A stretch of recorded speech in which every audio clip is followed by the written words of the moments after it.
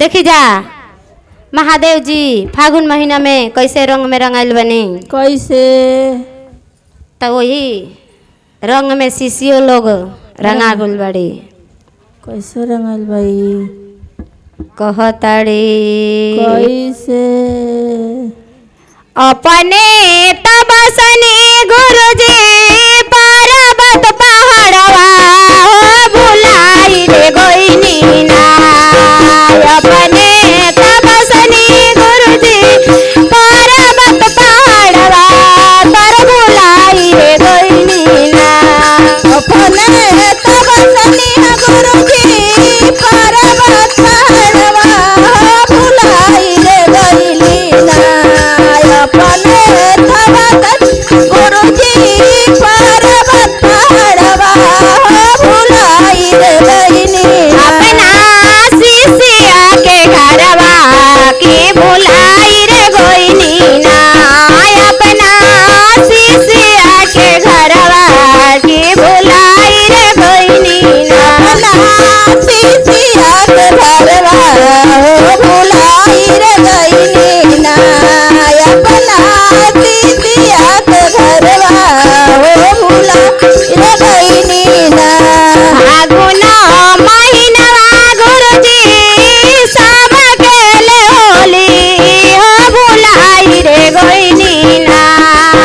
फागुन महीनवा गुरुजी सब खेले होली के भुलाई रे गोइनी ना। फागुन महीनवा गुरुजी सब खेले होली हो भुलाई रे गइली ना।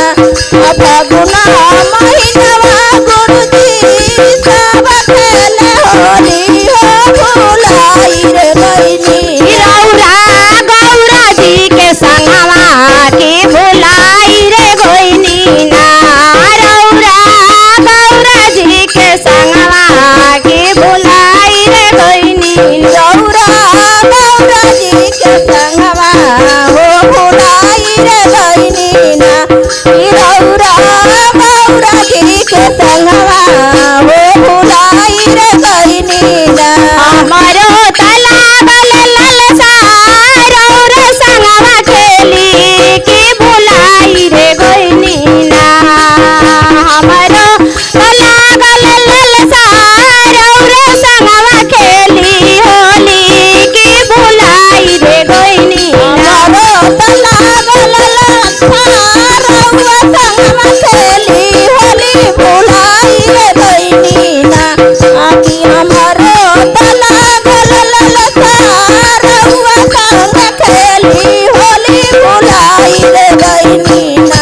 रौरा गौरा जी के संगवा के भुलाई रे गोइनी ना।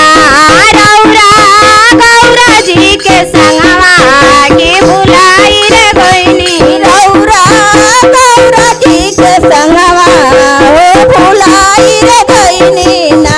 कि रौरा गौरा जी के संगवा हो भुलाई रे गइली ना। रौरा पर्वत पहाड़वा पर भुलाई रे गोइनी ना। रौरा पर्वत पहाड़वा पर भुलाई रे गोइनी ना। रौरा पर्वत पहाड़वा पर भुलाई रे गइली ना। रौरा पर्वत पहाड़वा पर भुलाई रे गइली ना। हमारा के भजनी गुरुजी माया के बजरिया के भुलाई रे गोइनी ना। हमारा के भजनी गुरुजी माया के बजरिया के भुलाई रे गोइनी ना। हमारा के भजनी गुरुजी माया के बजरिया हो भुलाई रे गइली ना। हमारा के भजनी गुरु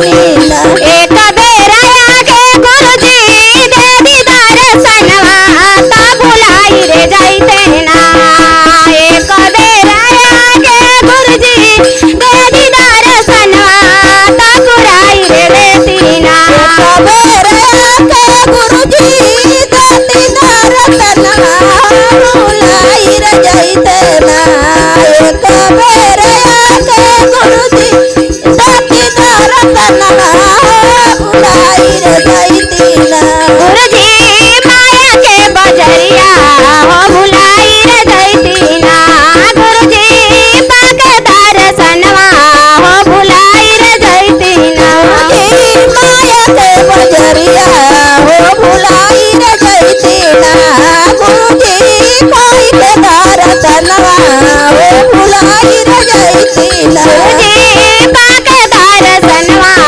सब भुलाई रे जैते ना गुरुजी दिलवा के दुखवा सब भुलाई रे जैती ना गुरुजी पाई के दर्शनवा हो भुलाई रे जैती ना गुरुजी दिलवा के दुखवा हो भुलाई रे जैती गुरुजी दिलवा के दुखवा सब भुलाई रे जैते ना गुरुजी दिलवा के दुखवा सब भुलाई रे जैते ना दिलवा के दुखवा सब भुलाई रे जैते ना गुरुजी दिलवा के दुखवा सब भुलाई रे जैते ना।